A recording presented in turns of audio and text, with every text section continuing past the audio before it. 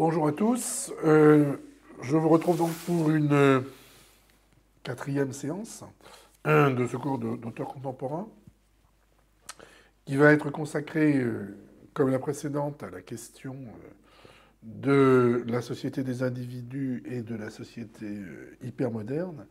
Et surtout, nous allons insister cette fois-ci sur les interprétations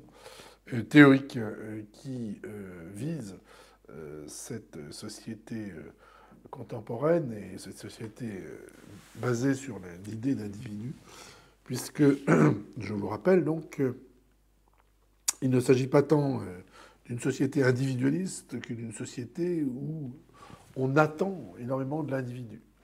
Et que les phénomènes sociaux, c'est ça qu'on va observer et interpréter plus précisément, analyser, les processus sociaux, le système social, dépend toujours autant de logiques collectives, et qu'une de ces logiques collectives consiste principalement, justement, à interpeller l'individu, à l'enjoindre à se conformer à des normes sociales et à se contrôler lui-même en tant qu'individu. Donc l'individualisation est un phénomène collectif, c'est-à-dire produit par les logiques sociales collectives. Pour donc mieux analyser tous ces aspects, je vous propose dans un premier temps d'aller voir un domaine où ce processus est à l'œuvre de manière extrêmement renforcée. Nous avons vu la dernière fois la question de la famille hypermoderne. Je vous propose d'aller observer cette fois-ci un autre domaine tout aussi important que celui de la famille, qui est celui du travail, du travail rémunéré notamment, hein, des entreprises ou de la fonction publique, etc. Donc de tout ce qui concerne les entreprises, l'économie, l'emploi et surtout les activités de travail. Dans la mesure où les relations de travail et la manière dont le travail est organisé, notamment, renvoient de plus en plus, là encore, à l'individu en tant que principe central de la logique, organisationnelle en l'occurrence, et que ceci a des conséquences assez intéressantes et importantes. Voici donc la question tourne autour de l'autonomie, puisque l'autonomie individuelle au travail est renforcée dans la période actuelle,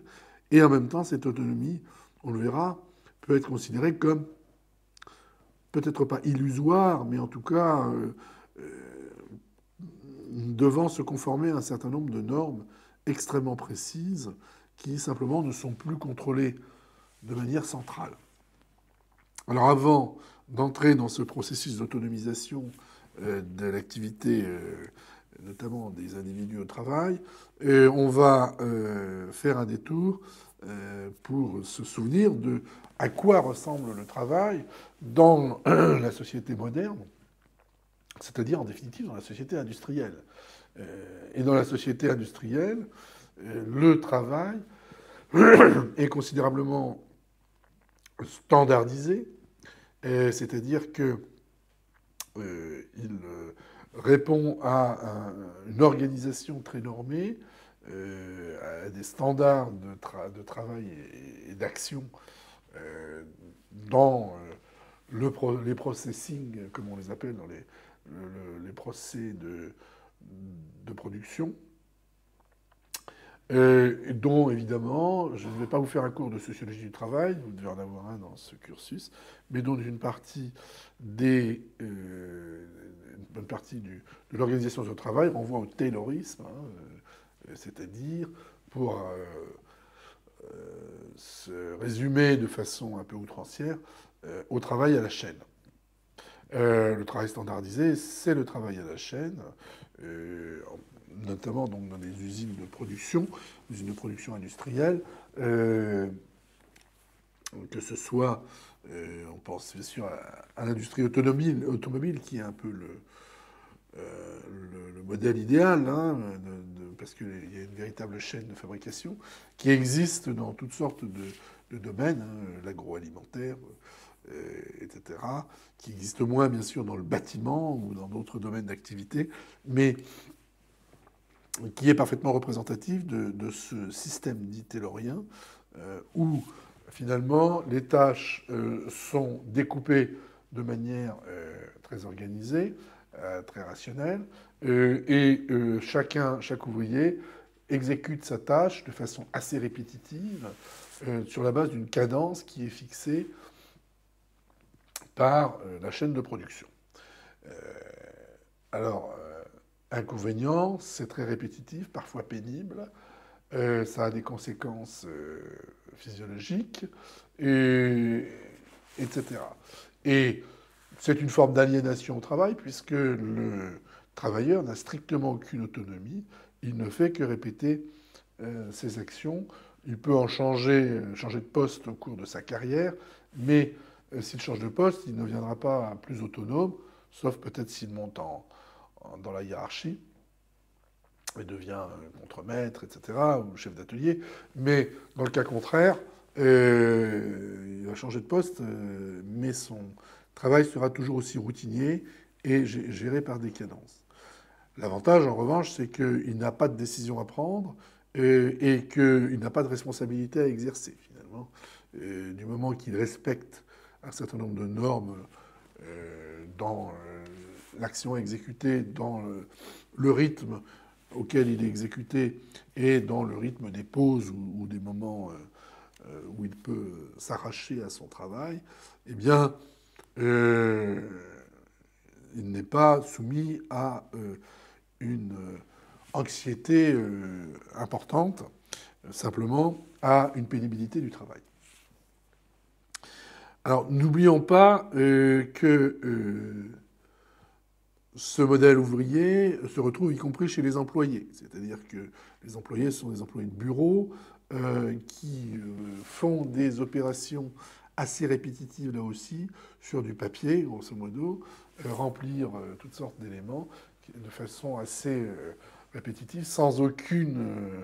décision, sans aucune autonomie. La seule chose qui est demandée, c'est de la rigueur, c'est-à-dire de se conformer à la norme dans le remplissage de factures, de bordereaux ou de ce qu'on voudra. Hein.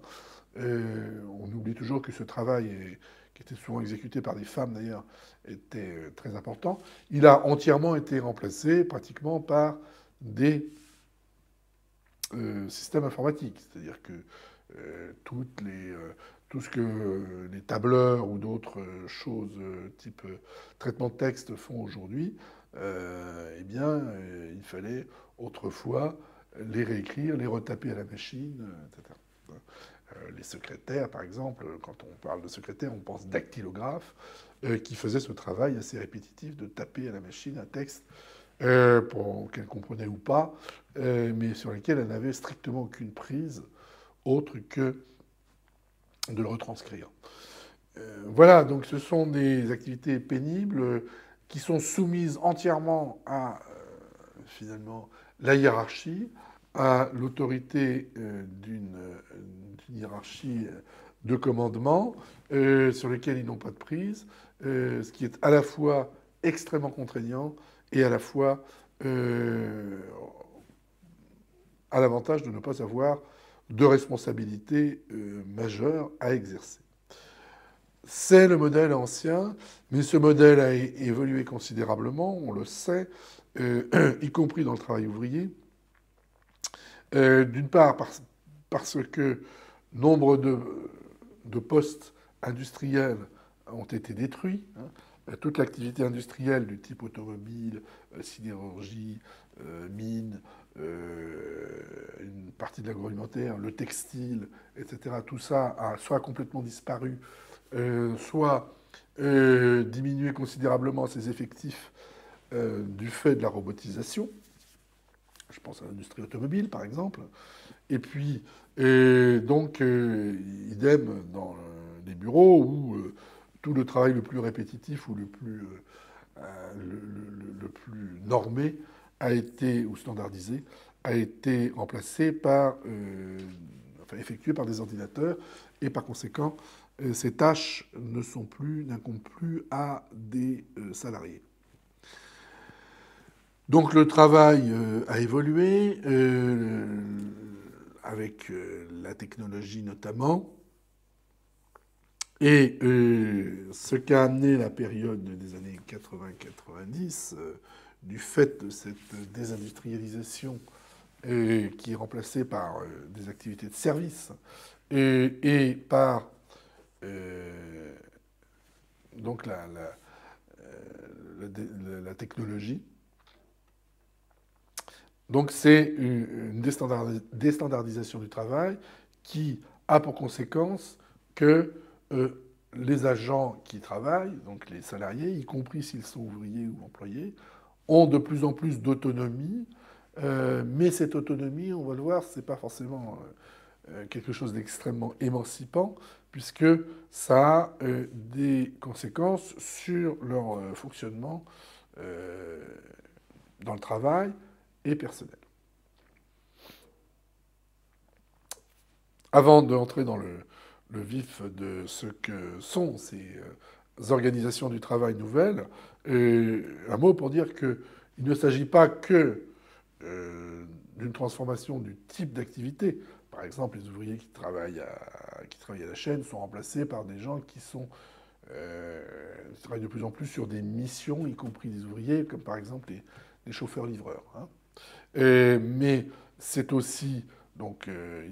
la technologie qui peut avoir remplacé certaines activités, mais c'est aussi une volonté managériale, une théorie, une rationalisation du travail qui a été inventée d'ailleurs au Japon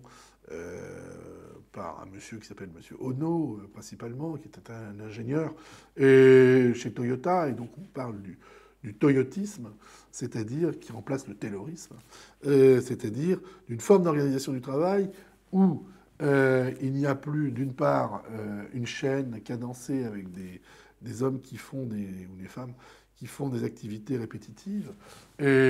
mais on a, et sous la pression d'une hiérarchie très pyramidale, mais on a une autonomisation, non pas forcément individuelle, mais par atelier, qui doit pouvoir s'organiser et à qui on demande de produire quelque chose, un élément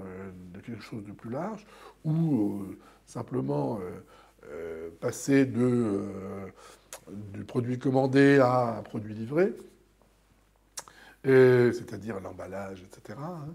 et la logistique. Et donc sur la base de missions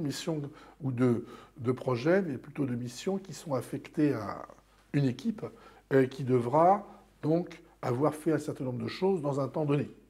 et qui se débrouille un peu, même s'il faut lui fournir les moyens pour évidemment faire ça, mais qui se débrouille pour s'organiser d'une manière qui soit à la fois la plus conforme à leur capacité de travail, à leur méthode de travail, mais qui soit aussi la plus efficace possible, c'est-à-dire qu'il y a un meilleur rendement. Puisque les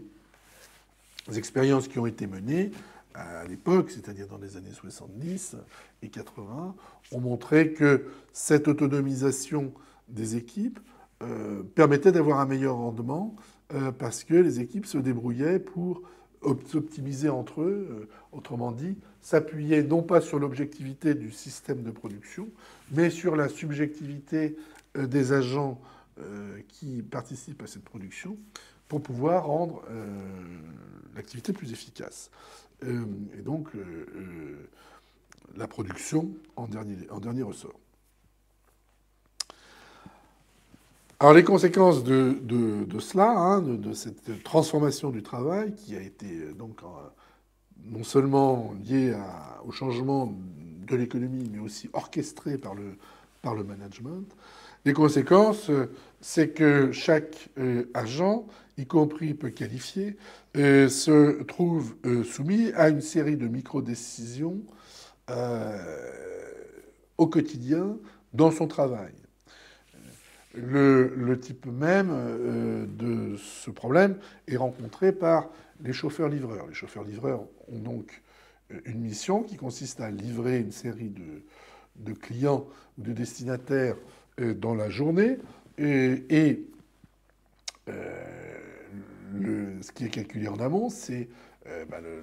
précisément le nombre de clients qu'ils peuvent faire dans la journée. Moyennant quoi, ils doivent suivre un certain rythme, et ce rythme peut être cassé par toutes sortes de choses, comme par exemple des embouteillages, ou comme par exemple des difficultés à manœuvrer, qui fait que leur livraison prend du temps, perd du temps, et par conséquent, ils sont amenés à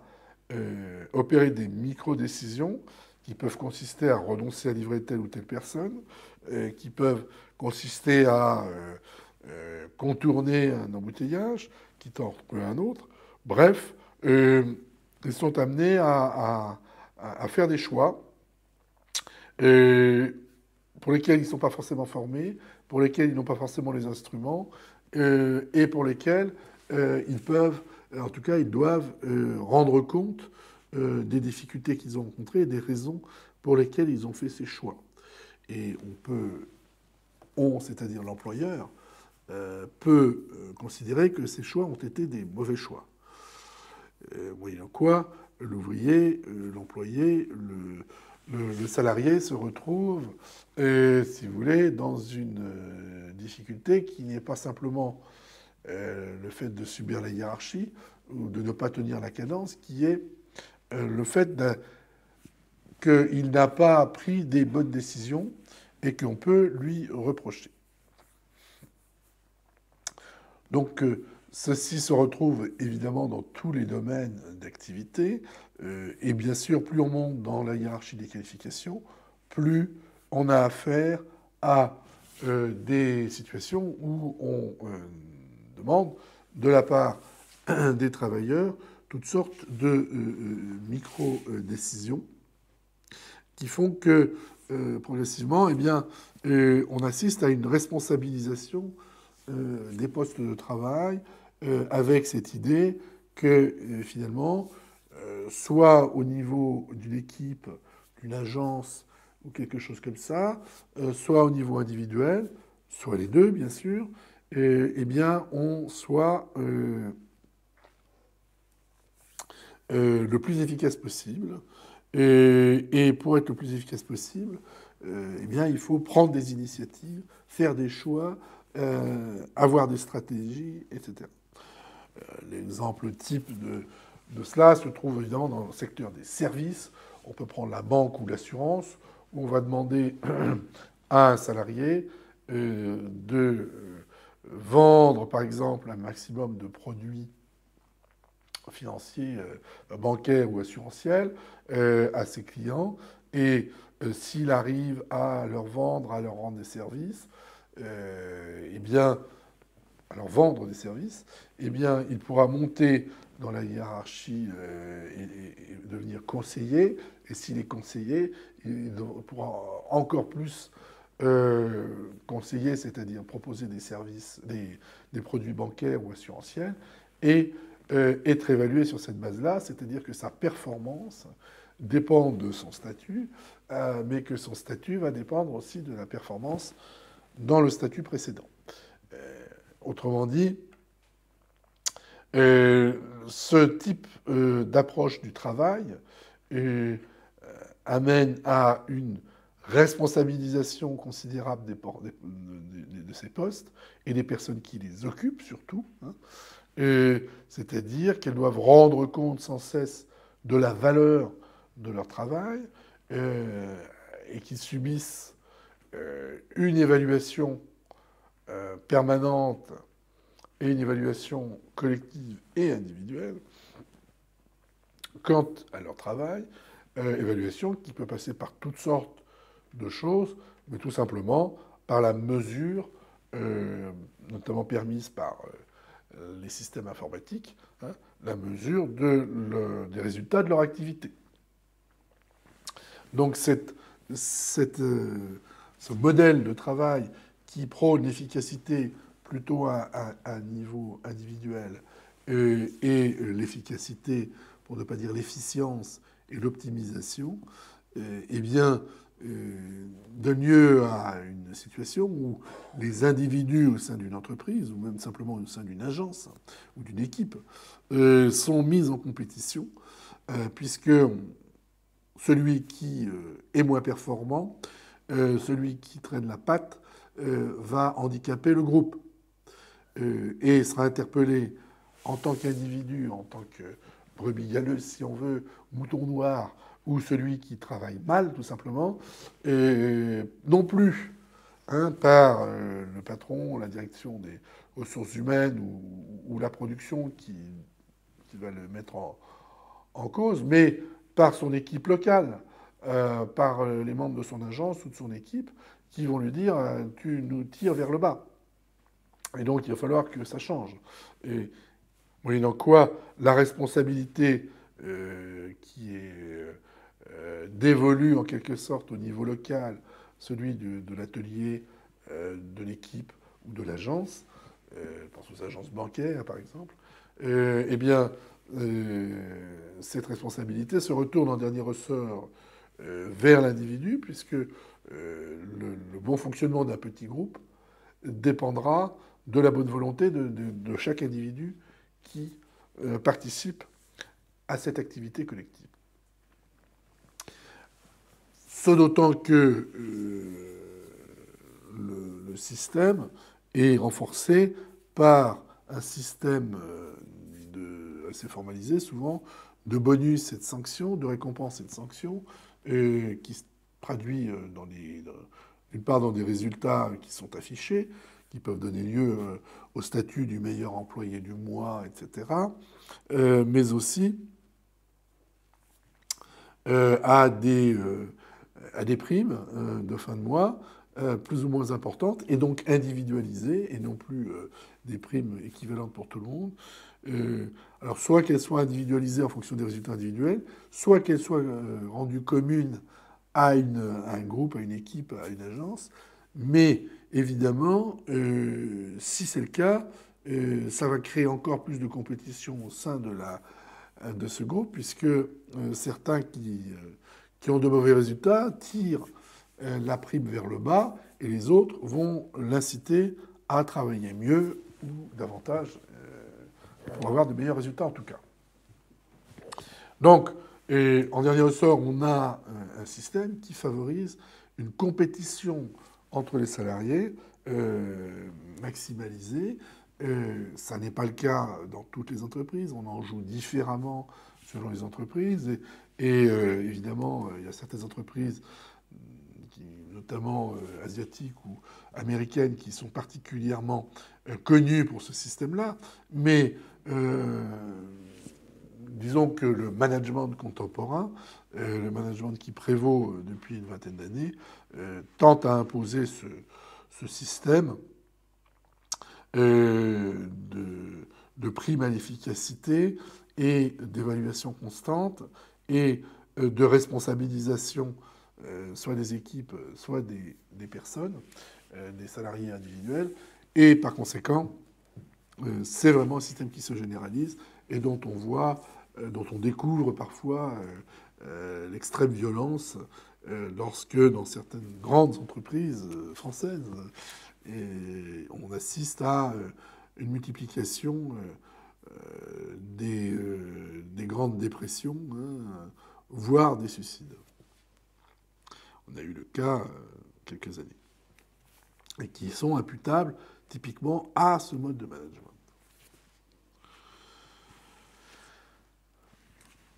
Finalement, ce qu'on peut dire, c'est que cette individualisation des activités productives et la compétition entre ceux qui y participent tend à devenir un modèle de fonctionnement, d'action, d'organisation, qui se répand un peu dans tous les domaines de la société, et y compris dans des activités de loisirs. Si on prend le sport, il y a toujours eu du sport de compétition, bien sûr. Mais celui-ci est devenu tout à fait exacerbé depuis que ce système disons, prévaut au niveau international, et ce système d'individualisation dans le travail, et on le retrouve dans les loisirs. Il est très difficile maintenant de faire du sport sans que on vous demande d'améliorer vos performances, voire de faire des compétitions, les deux allant souvent de pair, puisque si vous voulez améliorer vos performances, il faut faire un peu de compétition, parce que ça stimule, et puis que si vous voulez faire la compétition et à tel niveau, il faut quand même améliorer vos performances pendant les entraînements, etc. On en voudra pour preuve, par exemple, qu'un certain nombre d'appareils électroniques en tout genre, dont des smartphones, hein, des téléphones intelligents, sont vendus et sont effectivement achetés et utilisés pour mesurer les performances cardiaques, etc., mais aussi évidemment en termes de vitesse et d'énergie, pour être plus performant et plus compétitif, ne serait-ce que, y compris dans simplement la course à pied, sans parler des grands sports collectifs ou de l'athlétisme, etc., ou du cyclisme. Mais on peut penser aussi tout simplement à des sports ou à des activités physiques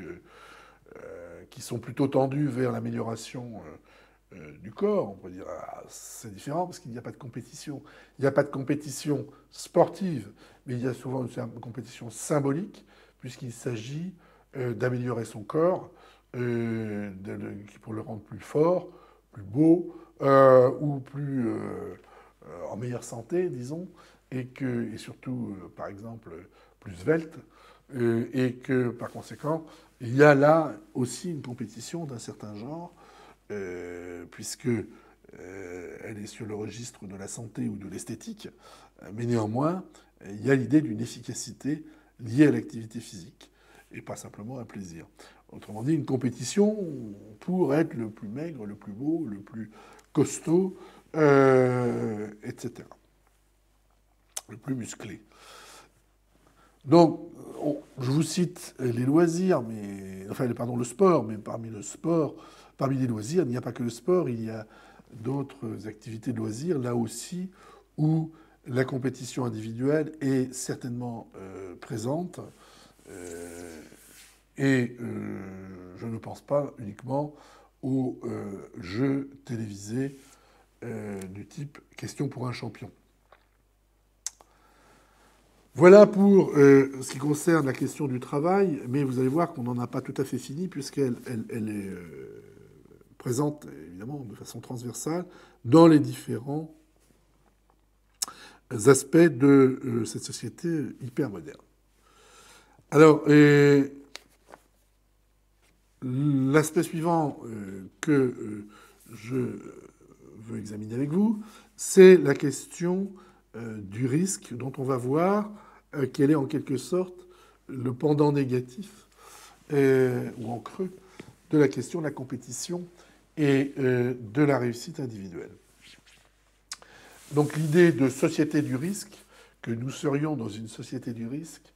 c'est-à-dire où la question du risque devient une question centrale et, disons, structurante pour la société, s'est imposée depuis une vingtaine d'années, sinon plus d'ailleurs, puisque les premiers travaux en la matière sont imputables au sociologue allemand Ulrich Beck, dont je vous ai donné un texte à étudier en travaux dirigés. Donc c'est un sociologue allemand qui, à ma connaissance, est toujours vivant, mais dont les premiers travaux, et notamment sur la société du risque, remontent aux années 80. Son ouvrage principal dans la matière, qui s'appelle tout simplement La société du risque, en allemand Risikogesellschaft, a été publié en 1986 pour la première fois, et n'a été traduit d'ailleurs en français qu'en 2002. Et donc, cette idée considère que la notion de risque est une notion centrale pour définir les rapports sociaux et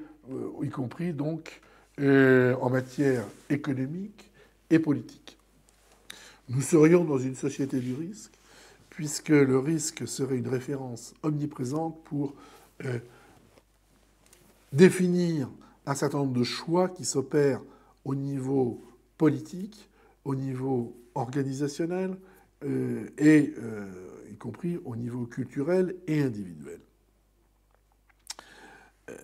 Le risque est présent à tous les niveaux et un peu dans tous les domaines. Évidemment, on pense, et c'est la principale référence pour Ulrich Beck à l'époque où il rédige son ouvrage principal, c'est l'environnement. Les risques environnementaux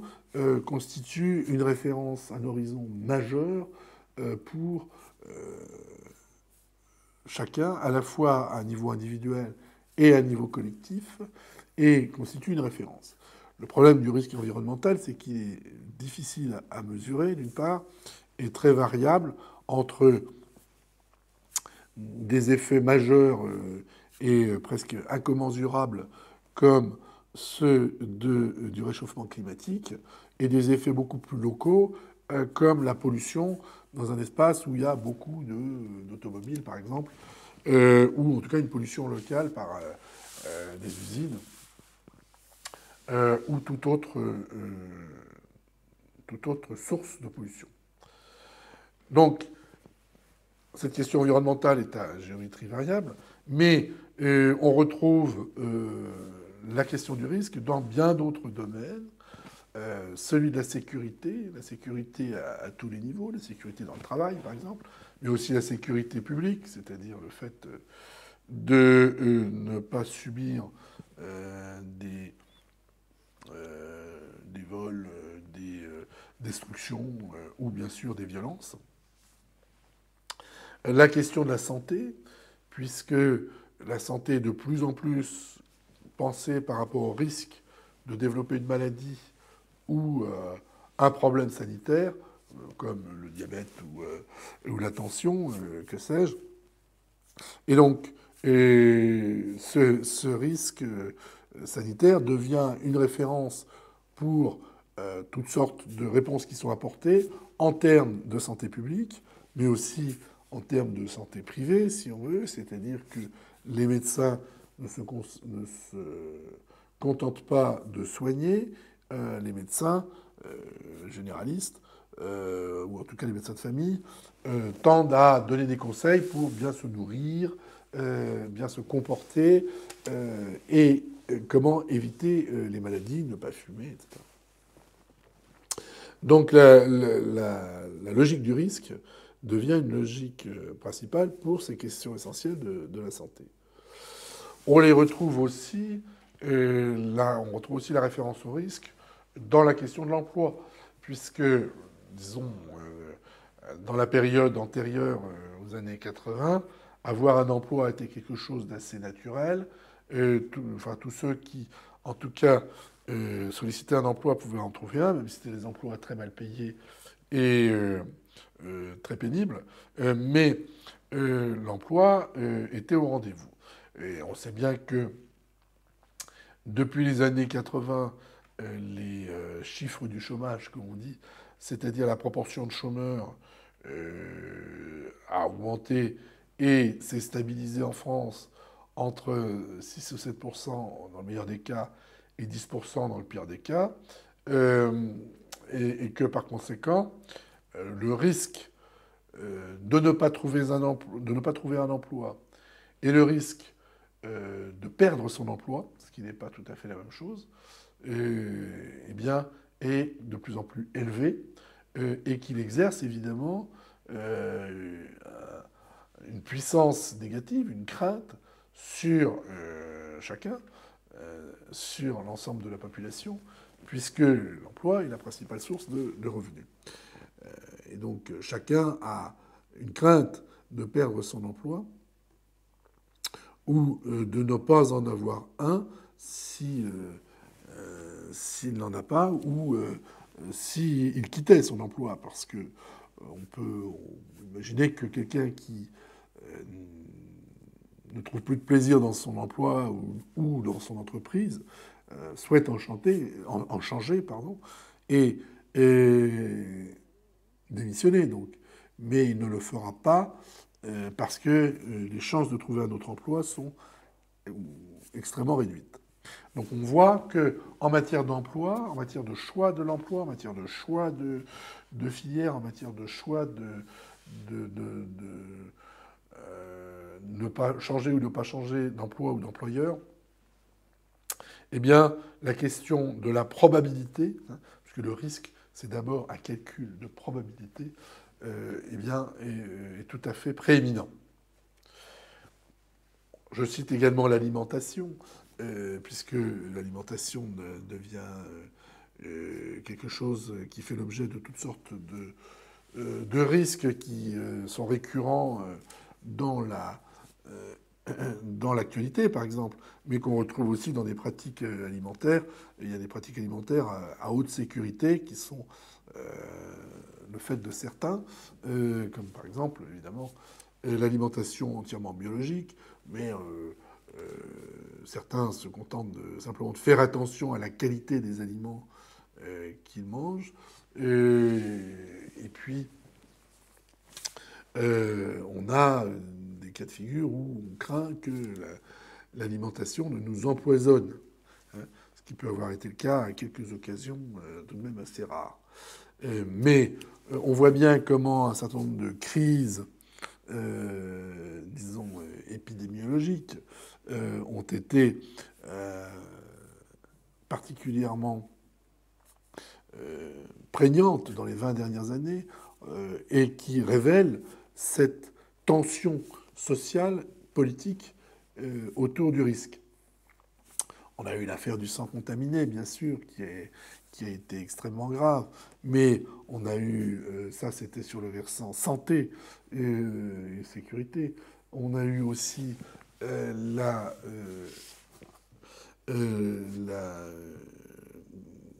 dite de la vache folle, où là, c'était encore une question à la fois d'alimentation et de santé, mais qui passait aussi par la question de l'élevage. Donc on voit que l'agriculture est marquée par ces questions de risque. Et puis, depuis, on a eu plusieurs autres affaires importantes qui sont toujours à cheval sur plusieurs éléments, sur la santé, l'alimentation, etc., voire la sécurité, comme les grippes aviaires ou les grippes porcines, qui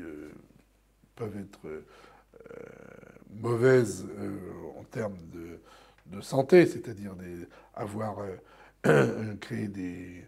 maladies assez graves dans la population, mais aussi en matière alimentaire, puisque on craint de manger du porc ou de la volaille et d'attraper les microbes dont cette viande serait porteur. Voilà, enfin on est toujours dans une crainte de quelque chose qui nous échappe, parce que le système social, le système économique de production et le système politique deviennent très complexes, très difficiles à contrôler, et que, comme on est dans une société des choix individuels,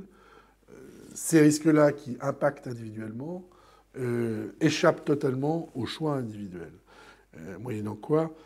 cette question du risque devient une question centrale, non pas simplement une question politique, mais une question sociale, au sens où le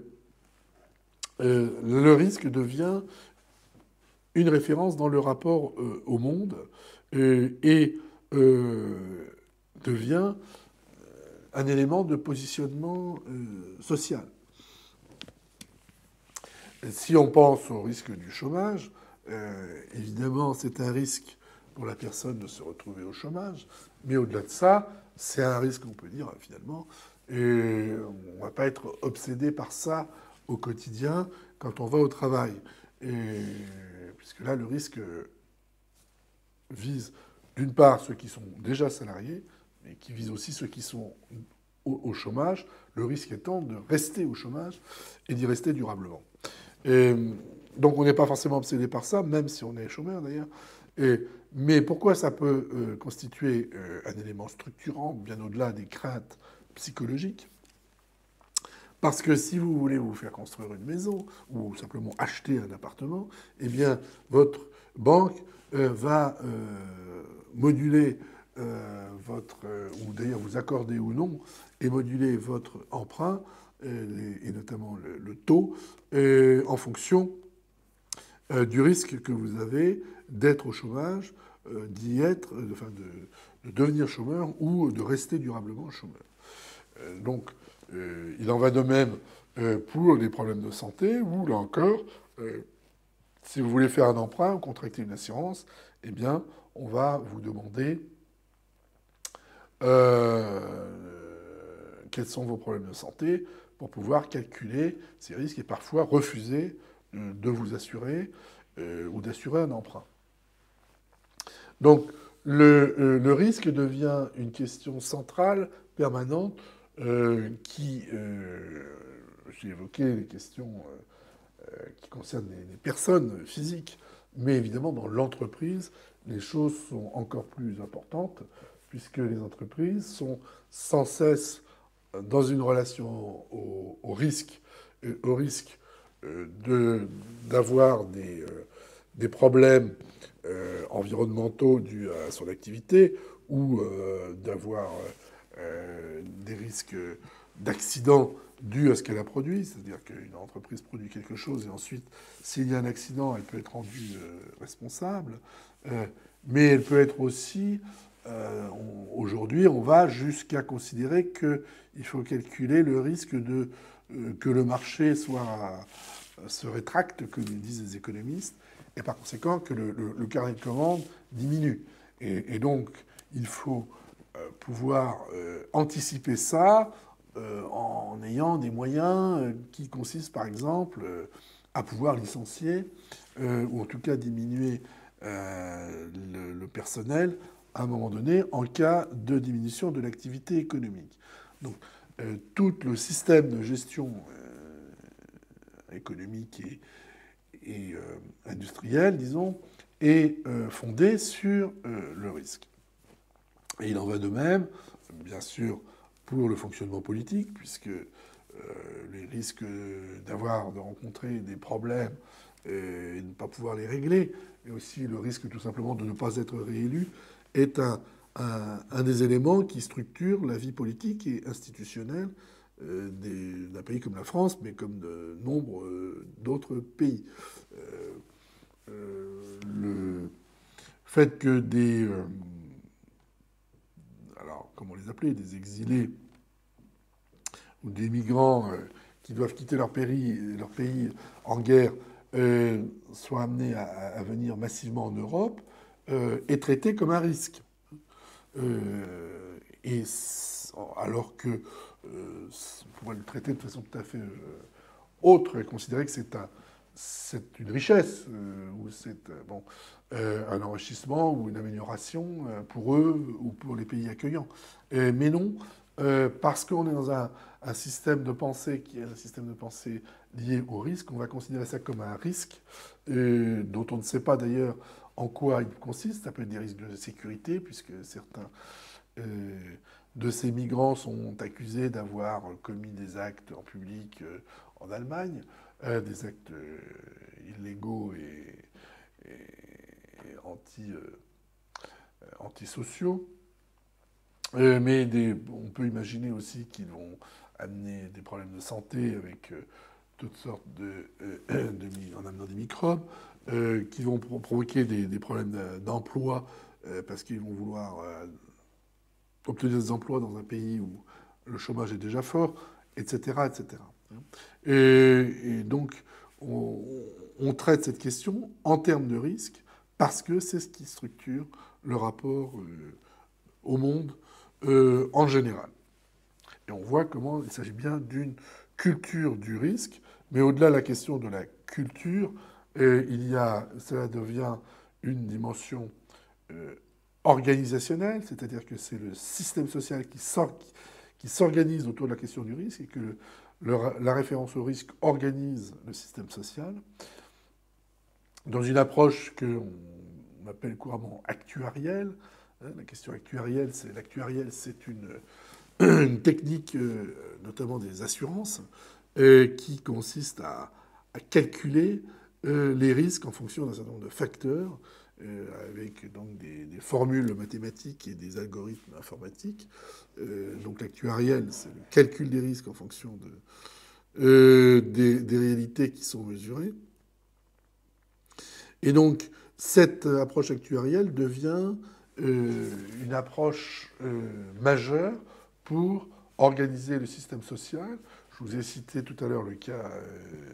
des assurances s'agissant des emprunts pour se loger, qui est quelque chose d'un peu à la base, mais on peut le retrouver dans toutes sortes de domaines où on va demander aux gens s'ils sont soumis à un risque plus ou moins important et pour lequel on va leur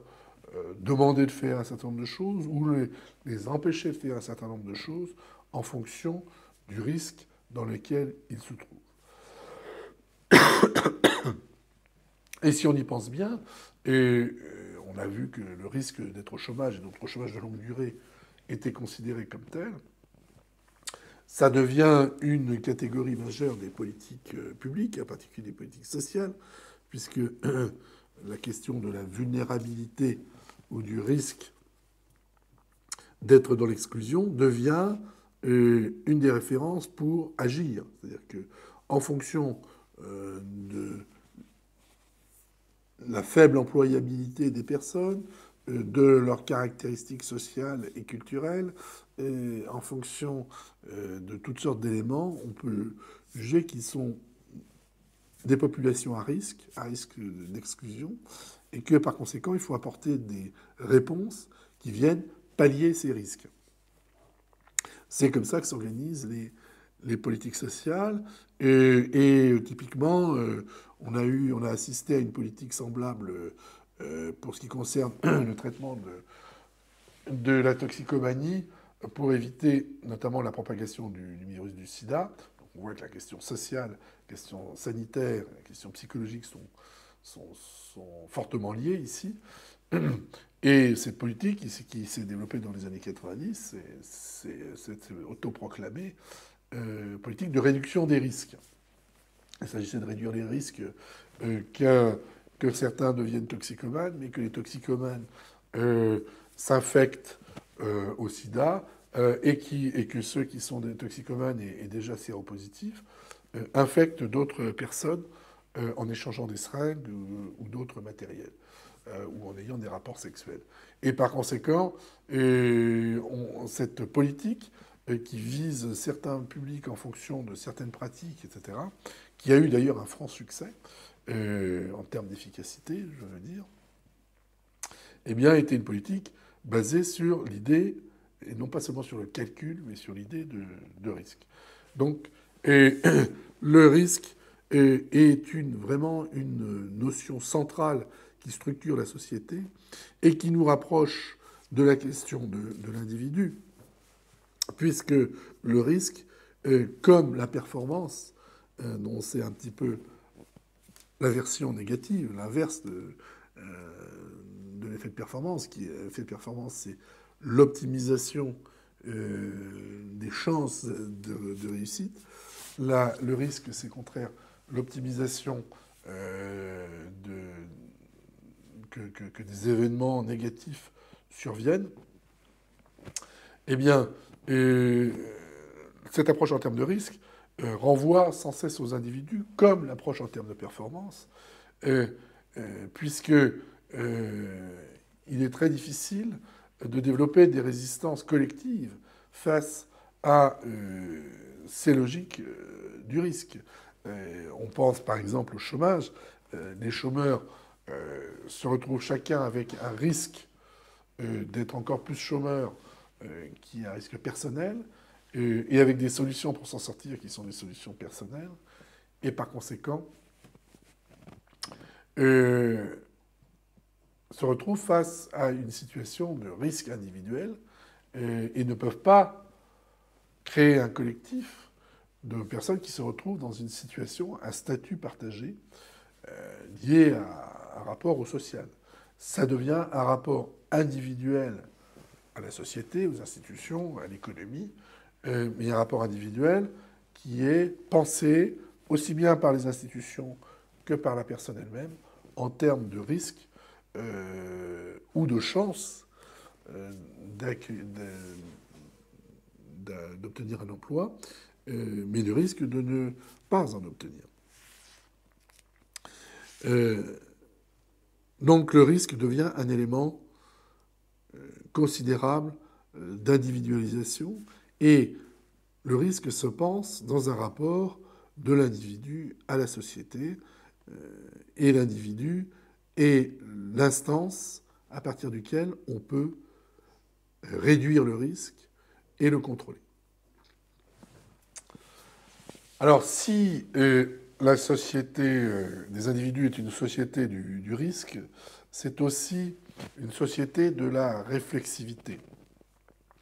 C'est en tout cas une idée qui a été développée, là encore, par Ulrich Beck, dont je vous ai déjà parlé, un sociologue allemand,